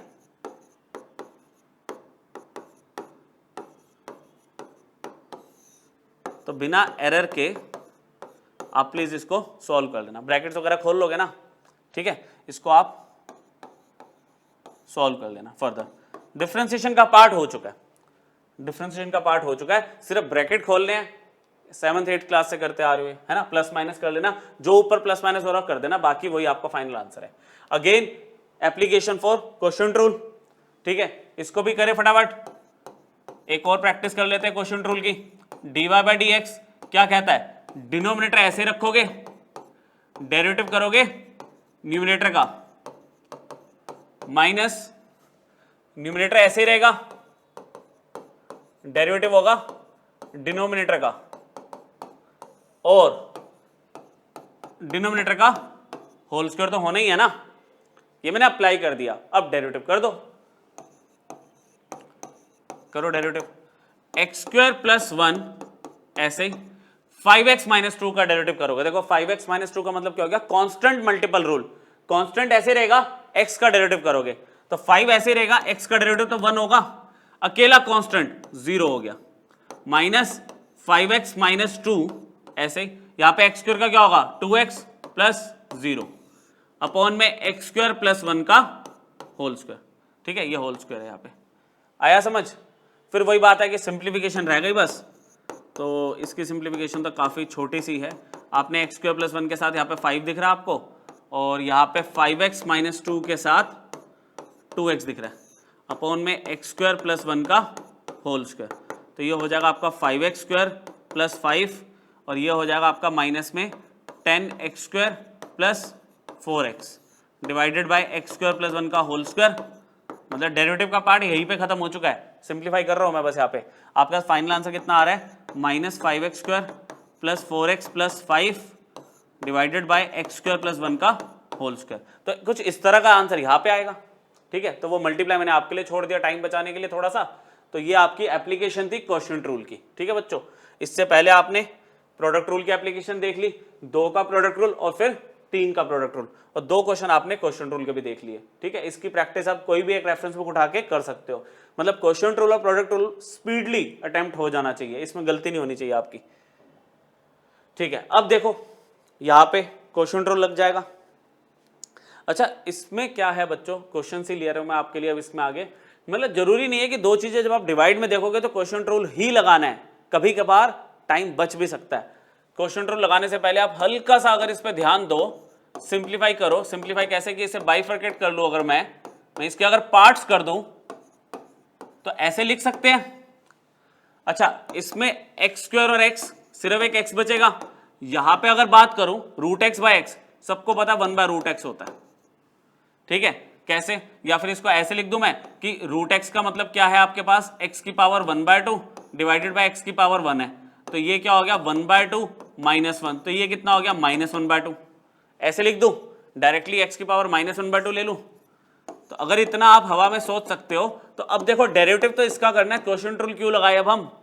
अब अगर मैं डिफरेंशिएट करूं तो एफ डैश एक्स क्या होगा, देखो मैं डी बाई डी एक्स लिख नहीं रहा, डायरेक्टली कर रहा हूं, ठीक है। अब हैबिट बन गई, एफ एक्स का derivative is F dash x, 3 ऐसे ही, एक्स का डेरिवेटिव 1, 2 ऐसे ही, क्योंकि कांस्टेंट मल्टीपल रूल चल रहा है ये। इसमें क्या होगा, पावर आगे आ जाएगी और 1 कम हो जाएगी पावर, और फाइनल आंसर इज 3, 2 से 2 कैंसिल हो गया, माइनस एक्स की पावर -3/2। और अगर इसको अच्छे से लिखना चाहो तो आप इसको फाइनल आंसर ऐसे लिख सकते हो, ठीक है। तो यहां पे जरूरी नहीं है कि 2 चीजें डिवाइड में हो तो आपको क्वोशिएंट रूल ही लगाना है, समझ रहे हो बात। आप पहले अगर उसको सिंप्लीफाई कर सकते हो तो क्वोशिएंट रूल से बजाय आपको डायरेक्टली जो मैंने रूल्स बताए उससे भी हो जाएगा। अच्छा सेम ऐसा इसमें भी है। अच्छा करना चाहो, कुछ नहीं समझ आ रहा, आप लगाओ क्वोशिएंट रूल, गलत थोड़ी होगा, आंसर तो सेम ही आएगा। इसमें y दिया हुआ है, क्वोशिएंट रूल लगा लो, लगाना है तो, और लास्ट में कह रहा है डेरिवेटिव करने के बाद x के लिए 0 रख देना लास्ट में। अदरवाइज जैसे मैं आपको एक एप्लीकेशन ही दे रहा हूं, कि एक एग्जांपल दे रहा हूं कि इसको हम अदर वे भी कर सकते हैं। कैसे कर सकते हैं कि जैसे मैंने x क्यूब के साथ ना x को रीअरेंज कर लिया और x स्क्वायर को ऐसे रहने दिया, मैंने क्या किया, एक्स क्यूब के साथ एक्स को ले लिया और एक्स स्क्वायर को साइड में लिख दिया और यहां पर मैंने +1 -1 ले लिया। क्या बेनिफिट होने वाला है, देखो बच्चों, इन शुरू की दो टर्म्स में से मैंने एक्स कॉमन लिया, एक्स स्क्वायर +1, यहां पे इसको ग्रुप कर दिया एक्स स्क्वायर +1 -1 और नीचे लिख दिया रीअरेंज करके एक्स स्क्वायर +1। बताओ ये स्टेप समझ आया आपको? मैंने क्या किया, इन दोनों में से एक्स कॉमन ले लिया तो बचा क्या, एक्स स्क्वायर +1, इसको ग्रुप कर दिया एक्स स्क्वायर +1 -1 बेचारा अकेला। अब मैं अगर इसके पार्ट्स कर दूं तो x into x square +1 divided by x square +1, यहां पर x square +1 divided by x square +1 और -1 अपॉन में एक्स स्क्वायर +1। तो y की वैल्यू क्या बची, ये तो कैंसिल होके x बचा, ये कैंसिल होके 1 आया और यहां पे आ गया 1 अपॉन में एक्स स्क्वायर +1। ठीक, तो मैंने अभी डेरिवेटिव नहीं किया, मैंने इसे सिंप्लीफाई करा। अब अगर मैं इसका डेरिवेटिव करता हूं बच्चों, ध्यान से देखना आप, dy बाई dx, ठीक है। अब मैं बार बार लिख नहीं रहा कि भाई differentiate both side with respect to x, फिर dy बाई dx यहाँ पे अप्लाई करूं ऑपरेटर और फिर डेरिवेटिव करूं। अब हमें समझ आ गया y का dy बाई dx होगा, x का बच्चों 1 होगा, 1 का यहाँ पे 0 होगा और 1 अपॉन में अगर कोई वैल्यू है, 1 अपॉन में ux का क्या बताया था मैंने आपको कि आप उसका डेरिवेटिव ऊपर रख दो और नीचे ux का होल स्क्वायर लिख दो और आगे माइनस लगा दो। ये मैंने रेसिप्रोकल रूल बताया था ना आपको, लगा दो। क्या होगा देखो, इसका डेरिवेटिव कितना होगा, एक्स स्क्वायर प्लस 1 का डेरिवेटिव क्या होगा, एक्स स्क्वायर का 2x होगा, 1 का 0 अपॉन में एक्स स्क्वायर प्लस 1 का होल स्क्वायर और आगे माइनस भी तो लगना था। तो final answer is dy by dx कितना हो गया, 1 प्लस 2x अपॉन में एक्स स्क्वायर प्लस 1 का होल स्क्वायर। और फाइनली उसने इस बात dy बाई dx निकाल के बात नहीं छोड़ी, कह रहा है x के वैल्यू 0 भी तो पुट करोगे आप, तो dy by dx when x is 0, क्या आंसर आ रहा है, 1 तो 1 ही रहेगा, ये 0 हो गया, नीचे 0 प्लस 1 का होल स्क्वायर हो गया, तो अल्टीमेटली फाइनल आंसर इज 1। आई बात समझ? तो हमने प्रोडक्ट रूल की एप्लीकेशन देख ली, क्वोशिएंट रूल की एप्लीकेशन देख ली। अच्छा, ऐसा जहां पे हमें लग रहा था क्वोशिएंट रूल लगेगा, पर हमने क्या किया, उसको सिंप्लीफाई करके भी कर दिया, तो ऐसा भी पॉसिबल है। अच्छा, इनमें अगर आप क्वोशिएंट रूल भी लगाओ, अगर दिमाग नहीं लगाना चाह रहे तो आंसर सेम आएगा, कोई फर्क नहीं पड़ रहा, ध्यान से करना, आंसर सेम आएगा। ठीक है बच्चों, क्लियर हुआ यहां तक? आगे देख लेते हैं, थोड़े से क्वेश्चन हो रहा है हमारे पास। अब जैसे यहाँ पे क्या आ रहा है, इन क्वेश्चंस में आपने कंबाइंड एप्लीकेशन देखनी है। इसमें देखो, इनिशियली आप देखो दो चीजें मल्टीप्लीकेशन में और फिर पूरा क्वोशिएंट मतलब डिवीजन में है, तो या तो आप क्वोशिएंट रूल लगाना शुरू करो और बीच में प्रोडक्ट रूल लगा दो, और अदर वे इसका जो इजी मेथड है वही वाली बात की पहले आप सिंप्लीफाई कर लो ना, आप ब्रैकेट्स को खोल लो, x से मल्टीप्लाई करोगे तो कितना होगा आपका, x क्यूब हो गया माइनस 2x स्क्वायर हो गया, फिर माइनस से मल्टीप्लाई किया तो -1 से -x स्क्वायर हो गया प्लस 2x हो गया डिवाइडेड बाय x की पावर 4। ठीक है, अब अलग अलग तरीके या तो क्वोशिएंट रूल लगा लो या फिर इसको वैसे ही कर दो जैसे पार्ट्स किए थे, by x cube by x4 minus 2x square. अच्छा, मैं आपको करके दिखा रहा हूं, आप इसको वर्बली डायरेक्टली भी कर सकते हो, है ना, कि किसी को डाउट ना हो, इसलिए मैं पूरा करके दिखा रहा हूं, अदरवाइज आपको पता ही है कि इसका आंसर क्या बन रहा है। जैसे यहाँ पे 1 अपॉन एक्स बचा, यहाँ पे क्या आएगा 2 अपॉन में एक्स स्क्वायर है, यहाँ पे क्या आया minus 2x square minus X square minus 3x square कर सकते थे। एक स्टेप बचा लेते बच्चों, और थोड़ा सा एक स्टेप और बचा लेते हैं। ठीक है, ये आपका एक्स क्यूब हो गया माइनस 2x स्क्वायर हो गया। ठीक है, ये ध्यान नहीं दिया, एक्स क्यूब और इजी हो जाएगा minus 3x square plus 2x divided by x raise to power 4 है। अच्छा, फिर x cube divided by x4 minus 3x square divided by x4 और 2x divided by x raise to power 4। y is equal to 1 upon में x है minus 3 upon में x square है और यहाँ पे कितना हो गया 2 अपॉन में x क्यूब हो गया। फाइनली 1 अपॉन x को मैं x की पावर -1 लिख सकता हूँ, इसको x की पावर -2 लिख सकता हूँ, इसको x की पावर -3 लिख सकता हूँ। और अब अगर मैं डिफ्रेंशिएट करूँ, अब मैं यहाँ पे डिफ्रेंशिएट कर रहा हूँ, ठीक है, तो x की पावर -1 का डेरिवेटिव क्या होगा बच्चों, पावर आगे आ गई और एक कम हो गई। कम होने का मतलब क्या हुआ, -1 में -1 और करोगे तो -2 हो जाएगा, -3 ऐसे ही, इसमें -2 आगे आ गया और पावर एक कम हो जाएगी, -2 -1 विल बी -3, यहाँ पे 2 ऐसे ही रहेगा, -3 आगे आ गया और x की पावर -4 हो गई। ठीक है, फाइनल आंसर अगर आप लिखना चाहो तो आप ऐसे लिख सकते हो, जितनी भी पावर्स नेगेटिव है उनको पॉजिटिव बना दो, -1/x², ये आपका माइनस माइनस प्लस 6 हो गया 3 × 2 डिवाइडेड बाय x³, यहाँ पे हो जाएगा -6 डिवाइडेड बाय x⁴। तो ये आपका आंसर आ गया। ठीक है, तो हमने यहाँ पे पहले ब्रैकेट्स को एक्सपैंड किया और फिर इसमें अगर सिंगल टर्म है नीचे तो वो डिवाइड हो सकती है, सबके पार्ट्स कर दिया मैंने और फिर x वाला फॉर्मूला लगा दिया, x⁴n वाला। ठीक है बच्चों। हाँ 11th में देखना क्या होगा, जितने टाइप के क्वेश्चन हो सकते हैं मैक्सिमम आपने देखा होगा, हर लेक्चर में मैं करने की कोशिश करता हूँ कि सारे टाइप आपके यहीं पे कवर हो जाए, बस प्रैक्टिस का काम आपका रह जाता है। x मतलब x इंटू e⁻x, ये दोनों मल्टीप्लीकेशन में प्रोडक्ट रूल लगेगा। अच्छा, ये दोनों डिवीजन में क्वोशिएंट रूल लगेगा, तो इसमें दोनों एक साथ अप्लाई करने पड़ेगा। मैं फाइनली तो मैं इसमें ना ऐसे लिख देता हूँ कि भाई dy/dx अगर मैं करने की कोशिश कर रहा हूँ तो मुझे d/dx इसका तो करना ही है और सम रूल लगाते हुए इसका भी करना पड़ेगा ऐसे। ठीक है, ये सिचुएशन है। अब dy/dx का तो कुछ भी नहीं होना, एंड तक ये ऐसे ही चलता रहेगा। इन दोनों में प्रोडक्ट रूल लगा रहा हूं मैं। ठीक है, इन दोनों में प्रोडक्ट रूल लगा रहा हूं, मैं लिख के दिखा रहा हूं आपको। फर्स्ट फंक्शन ऐसे ही डेरिवेटिव करेंगे सेकंड का, प्लस सेकंड ऐसे ही डेरिवेटिव करेंगे फर्स्ट का।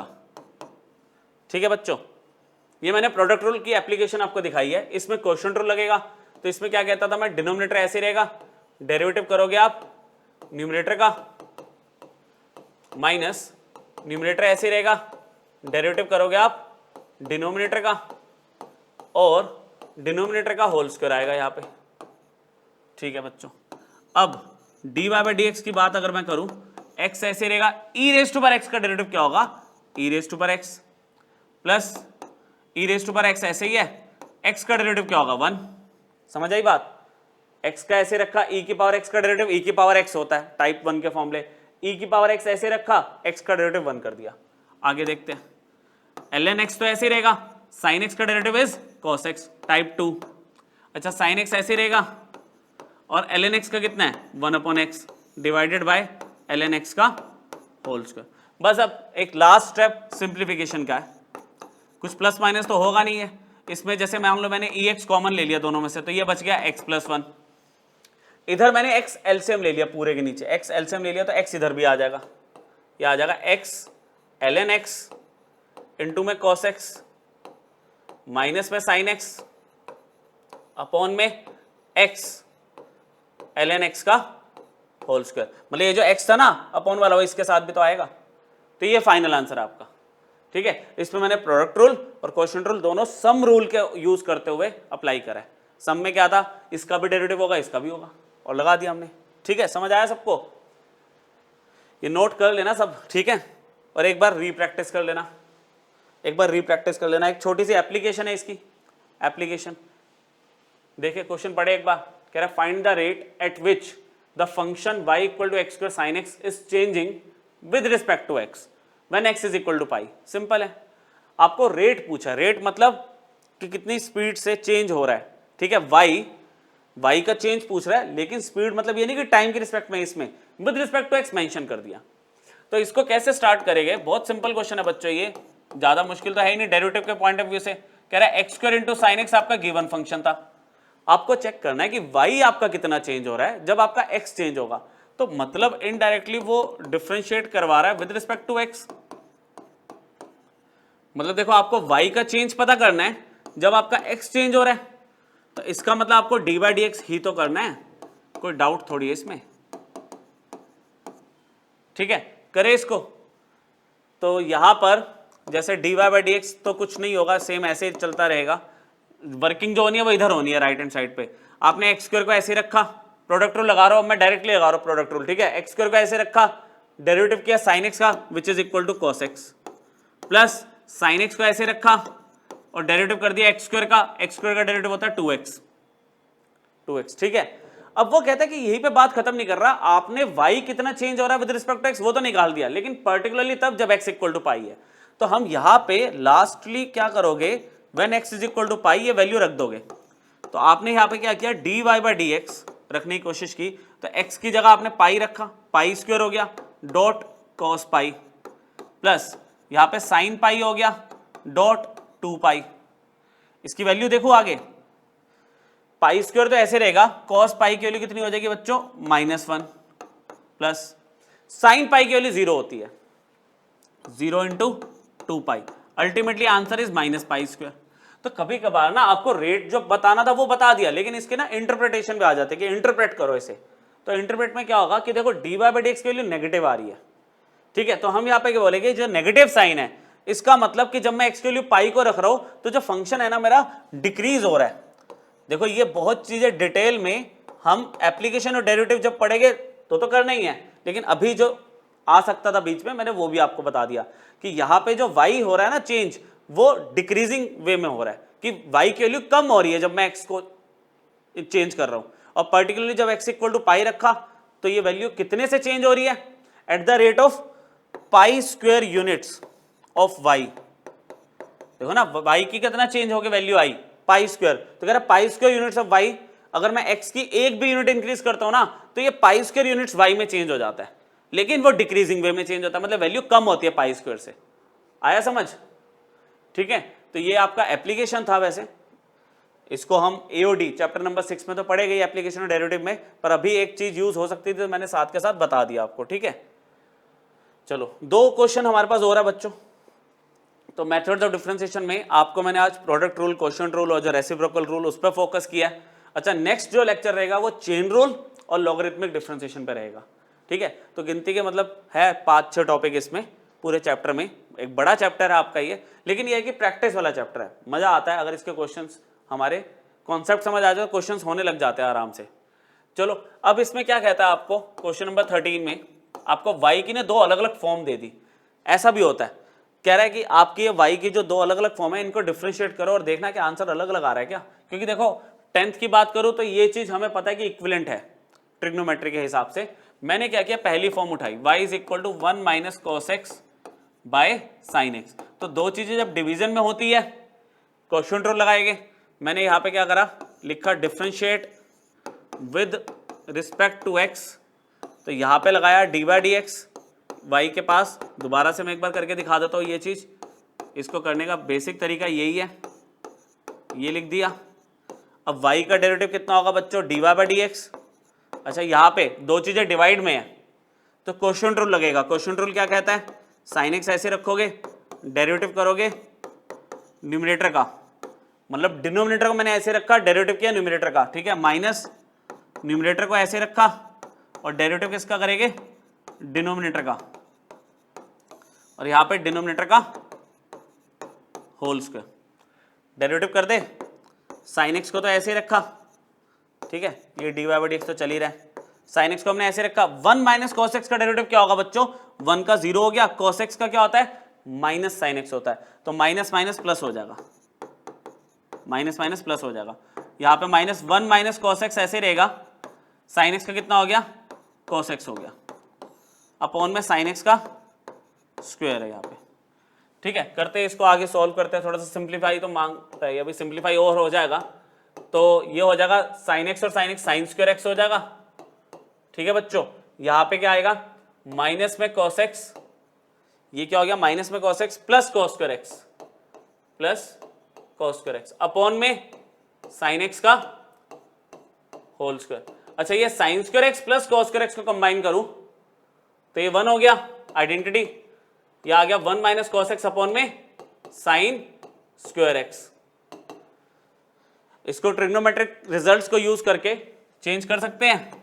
dy/dx कितना होगा, मैं इसको 1 अपॉन में sin² x लिख दूं और इसको लिख दूं cos x अपॉन में sin² x, तो dy/dx की वैल्यू कितनी आ रही है, देखो 1 अपॉन साइन क्या होता है, cosec होता है, 1 अपॉन साइन cosec होता है, तो 1 अपॉन sin² x क्या होगा, cosec² x minus cos upon sine कितना होगा, cot, और जो अकेला 1 अपॉन साइन बचा वो क्या होगा, cosec x। तो ये आपने क्या किया, डेरिवेटिव किया। ठीक है, ये आपने डेरिवेटिव किया एक फॉर्म का, और उसको जो सिंप्लीफाई कर सकते थे आपने सिंप्लीफाई कर दिया। ठीक है, पहली फॉर्म का आपने डेरिवेटिव किया, कहता है एंड कह रहा है y अगर तुम्हारे पास cosec x minus cot x है, ठीक है, cosec x माइनस में cot x है, which is an equivalent form of 1 minus cos x upon sin x, equivalent form है। इसका डेरिवेटिव अगर मैं करूं तो डायरेक्टली फॉर्मूले यूज हो गए बच्चों इसमें। cosec x का फॉर्मूला मैंने टाइप 2 में क्या बताया था, cosec x का, cosec x cot x, cosec x का आपका हो जाएगा, ठीक है, sec x का, एक सेकंड उल्टा हो गया, सॉरी, मैंने यहाँ पे लगता है क्वेश्चन में यहाँ पे, एक मिनट, cosec x का आपका हो जाएगा माइनस में cot स्क्वायर x, ठीक है, तो यहाँ पे ना क्वेश्चन में थोड़ा सा गड़बड़ है बच्चों, cosec x minus cot x, देखे, ठीक है, देखते हैं cosec x का माइनस अगर हम कॉमन ले लेंगे तो मे भी देखते हैं इसका हो जाए, तो इक्विवेलेंट फॉर्म तो आती है इसमें, sec x का आपका sec x tan x है, cosec x का हो जाएगा माइनस cosec x और cot x, ठीक है, हो गया, cot x का क्या होगा माइनस में cos x स्क्वायर x, ये लो बन गया, तो ये प्लस का cos x स्क्वायर x आएगा, इक्विवेलेंट फॉर्म तो आनी होती है, कोई डाउट ही नहीं है इसमें, ठीक है, मैंने यहाँ पे एक बार वेरीफाई करा, ये इक्विवेलेंट है, तो यहाँ पे इसका डेरिवेटिव भी सेम आएगा, देख लो सेम आ रहा है, दोबारा बताता हूँ, cosec x का डेरिवेटिव क्या होता है minus cosec x cot x, और cot x का क्या होगा minus cos x square x, जो कि प्लस हो गया, उसको आगे लिख दिया, इसको पीछे लिख दिया, इक्विवेलेंट तो आना ही है ना, कोई डाउट ही नहीं है इसमें, सेम ही आएगा डेरिवेटिव अगर ये दोनों इक्विवेलेंट है तो, है ना।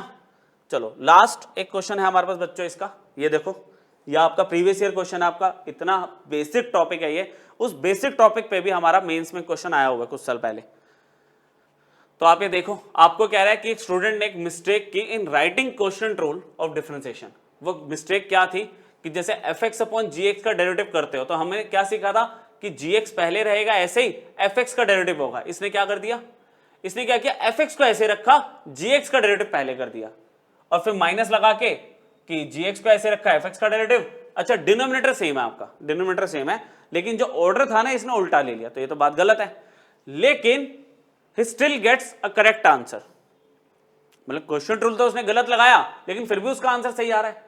और आगे जो चीजें बोल रहा है वो अभी हम आगे डिस्कस करते हैं, लेकिन इस चीज पे मतलब समझ नहीं आया, ये कैसे कह सकता है कि क्वेश्चन रूल गलत लगा के भी आंसर सही आ रहा है। तो ऐसा करते हैं ना, अगर मान लो आपके पास fx अपॉन gx है, fx अपॉन gx है, और अगर आप इसका डेरिवेटिव करते हो बच्चों तो एक्चुअल में क्या होता है, gx ऐसे ही रहता है, fx का डेरिवेटिव करोगे f डैश x आएगा, माइनस fx ऐसे ही रहेगा, और gx का करोगे तो g डैश x आएगा, अपॉन में gx का होल स्क्वायर।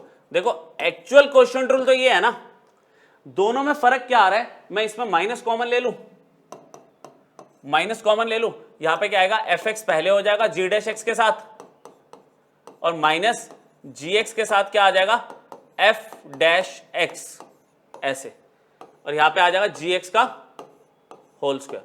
अब ये कहना चाह रहा है कि जब मैंने डेरिवेटिव किया fx अपॉन gx का मुझे ये आंसर मिला, पर एक्चुअल आंसर ये होना चाहिए, ये दोनों सेम कैसे है, मतलब करेक्ट है, ये चीज करेक्ट है, जबकि एक्चुअल में ये है, कह रहे ये तभी पॉसिबल है, ये तभी पॉसिबल है जब इसका डेरिवेटिव ना कुछ आएगा ही नहीं, नॉन जीरो वैल्यू आएगी नहीं, इसका डेरिवेटिव सॉल्व करके जो आ रहा है ना वो जीरो आ रहा है, मतलब अगर डिनोमिनेटर में इसका आंसर जीरो आ रहा है तो अब वो माइनस जीरो आए या प्लस जीरो आए, आंसर तो सेम ही होगा ना, और वो करेक्ट होगा।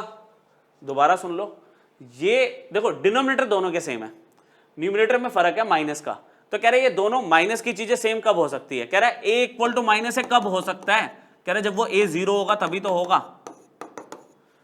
तभी पॉसिबल है, मतलब इस पूरे का आंसर जीरो है, मतलब derivative of fx by gx जीरो है। अच्छा किसी का डेरिवेटिव जीरो कब होता है, जब वो खुद क्या होता है, एक कांस्टेंट फंक्शन होता है, एक कांस्टेंट फंक्शन होता है, मतलब ये c दिया हुआ है आपको, ये c दिया हुआ, समझ आई बात। तो अब यहाँ पे आगे इसने क्या करा, एक नोटेशन दी है कि fn अपॉन में gn where n belongs to natural number, उसे कैपिटल fn से बोला है, तो इसका मतलब यहाँ पे मेरे पास जो fx है वो fx अपॉन में जो gx है वो आपका एक कांस्टेंट फंक्शन है, कांस्टेंट फंक्शन है, मतलब fx capital fx is constant function, या फिर आप इसको fn भी बोल सकते हो, where n belongs to natural number, ठीक है। अब देखो आगे के पार्ट्स में आपसे चाहता क्या है, ये रिक्वायरमेंट क्या आपकी, कह रहा है क्या function at n is equal to function at n plus one होगा, मतलब आपने n चेंज किया। चलो आगे देखते हैं, इसको कंप्लीट करते हैं। कह रहा है फंक्शन एट n, मेरे पास c आ चुका है, तो कह रहा है अगर तुम n को चेंज कर लोगे तो फंक्शन की वैल्यू पे क्या फर्क पड़ेगा, वो सी ही तो रहेगा। कह रहा तुमने आगे n+2 ले लिया, n बढ़ाते जा रहे हो, कह रहा क्या फर्क पड़ेगा, तो कांस्टेंट है ना भाई। तो ए पार्ट में आपको कह रहा था कि क्या फंक्शन एट n+1 के इक्वल है, बिल्कुल है, सेम ही तो रहेगा। बी पार्ट में आपको क्या कह रहा है, देखो बी पार्ट में आपको कह रहा है फंक्शन एट n, क्या फंक्शन n+2 के इक्वल है, बिल्कुल है जी, ये देखो सेम ही तो आ रहा है। फंक्शन एट n आपका फंक्शन एट n+2 के भी इक्वल है, सेम ही है। थर्ड पार्ट में ना आपको देखो समेशन की बात कर दी, कह रहा है फंक्शन की ना वैल्यू आपने n की वैल्यू 1 से लेकर 20 तक एज्यूम करी, तो उसका जो सम निकाला क्या वो 1 से 20, अगर मैं सम लेता हूं 2n-1 के टर्म्स में सेम होगा क्या, करे एक बार बात। देखो यहां पे कहता है कि function at n function at 2n-1 भी तो सेम ही होगा। तो वो कहता है कि अगर मान लो इसमें n की वैल्यू 1 से लेकर 20 समेशन अप्लाई कर दिया, दोनों तरफ ही आपने समेशन अप्लाई कर दिया। एक बात बताओ ना, फंक्शन एट n की वैल्यू कितनी है, c। जब आप n की वैल्यू 1 रखोगे तो वैल्यू c आई, n की वैल्यू 2 रखोगे तो भी c होगी, n की वैल्यू 3 रखोगे तो भी c होगी, टिल 20 तक वैल्यू c है। इन सब का सम कितना होगा, 20c। कह रहा है सेम n की वैल्यू तुम यहां 1 रखो तो फंक्शन एट 1 की वैल्यू c, कह रहा है 2 रखो तो फंक्शन एट 3 की वैल्यू भी तो c है। तो ऐसे कह रहा है 20 टाइम्स देखोगे तो कह रहा है c 20 टाइम्स आएगा, तो उनका सम कितना होगा 20c। तो कह रहा है ये भी इक्वल है, c पार्ट भी इक्वल है। चलो लास्ट कह रहा है क्या f1 f2 f3 क्या जीपी फॉर्म कर रहे हैं, देखे कह रहा है f1 की वैल्यू c, f2 की वैल्यू c, f3 की वैल्यू c। जीपी में क्या होता था, ज्योमेट्रिक प्रोग्रेशन, रेशियो सेम होनी चाहिए, मतलब अगर आप इनको सक्सेसिव टर्म्स को डिवाइड करते हो तो क्या सेम आ रहा है, c/c1 आ रहा है, c/c1 आ रहा है। क्लियरली यहां पे बहुत ही क्लियरली ये कह रहा है कि जितने भी तुम नंबर्स ले लो f1 f2 f3, ठीक है, forms a GP with common ratio होती है ना इसमें, with common ratio equal to भाई 1। तो यहां पे एक बहुत अच्छा क्वेश्चन हमने मेथड ऑफ डिफरेंशिएशन का भी देख लिया, ठीक है। तो मैंने आपको प्रोडक्ट रूल क्वेश्चन रूल पे थोड़ा ज़्यादा स्ट्रेस दिया, उसकी प्रैक्टिस करके आओ नेक्स्ट क्लास में। और हम अगले लेक्चर में, बहुत इंपॉर्टेंट टॉपिक है बच्चों, अगला लेक्चर मिस मत करना, वो जरूर देखना। उसके बाद आपको आगे की चीज़ें और अच्छे समझ आएगी। चेन रूल के आगे फिर मैं लॉगरिथमिक डिफरेंशिएशन भी मर्ज कर दूंगा, फिर उसके आगे पैरामेट्रिक फॉर्म है, सेकंड ऑर्डर डेरिवेटिव है, वो लेक्चर 3 में आएगा। तो इस तरह से ये चैप्टर अभी चलेगा थोड़ा सा, ठीक है। तो ये मतलब विद इन अ वीक ये चैप्टर आपका कंप्लीट हो जाएगा। चलो आज फिर हम इतने डिस्कस करेंगे बच्चों, एक बार रिवाइज कर लेना और इसके एक्स्ट्रा क्वेश्चन थोड़े प्रैक्टिस कर लेना किसी भी रेफरेंस बुक से, ठीक है। Thank you.